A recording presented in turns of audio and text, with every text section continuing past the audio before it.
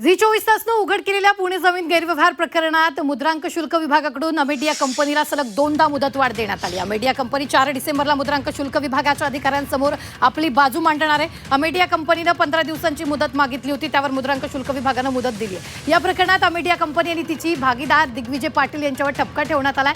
पुणे जमीन प्रकरणात 42 कोटींची स्टॅम्प ड्युटी बुडवल्याप्रकरणी अमेडियाला बाजू मांडायला सांगण्यात आले।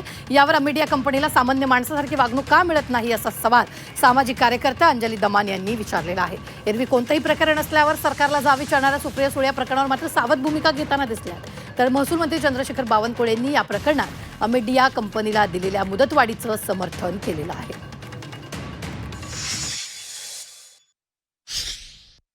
अमेडिया कंपनीला 42 कोटीची जी नोटीस मिळाली होती त्याची शेवटची तारीख 24 होती आणि शेवटच्याच दिवशी अमेडियाने पुन्हा आता 15 दिवसाची मुदतवाढ मागितली आहे। त्याचं हिअरिंग होणार आहे। तर मला विनंती करायची या सगळ्या डिपार्टमेंट्सला की तुम्ही जसं सामान्य माणसाला वागवता तसंच या कंपनीला, मग ती अजित पवारची असली तरी सुद्धा सामान्य माणसांना जसं वागवता तसंच या कंपनीला वागवा आणि मुदतवाढ ही कुठच्याही प्रकारची देऊ नये अशी कळकळीची विनंती। जर कायदा हा सगळ्यांना समान असतो तर तो समान आहे असं दाखवा।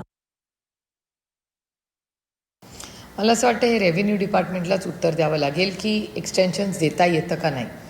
माझं म्हणणं आहे की 30 दिवसाचा कालावधी आहे, त्यातले कदाचित 10-1 दिवस झाले असतील आत्तापर्यंत। तो सगळा रिपोर्ट 30 दिवसात येईल, त्याच्यामुळे मला असं वाटतं 30 दिवसासाठी आपण वाट बघावी, कारण जे काही रिपोर्ट येईल त्याच्यातूनच नक्की आपल्याला कळेल की काय झालं आहे आणि काय नाही झालं आहे। आणि रेव्हेन्यू डिपार्टमेंटच आपल्याला सांगू शकेल की असं एक्सटेन्शन देता येतं का नाही। त्याच्यामुळे माझ्यापेक्षा मला असं वाटतं हे कोणीतरी जबाबदार व्यक्तींनी आणि सरकारने याचं उत्तर दिलं पाहिजे। आम्ही तर विरोधातच आहोत, आम्ही न्याय मागणारच, पण सरकारने या सगळ्या प्रश्नांची पारदर्शकपणे उत्तरं दिली पाहिजे।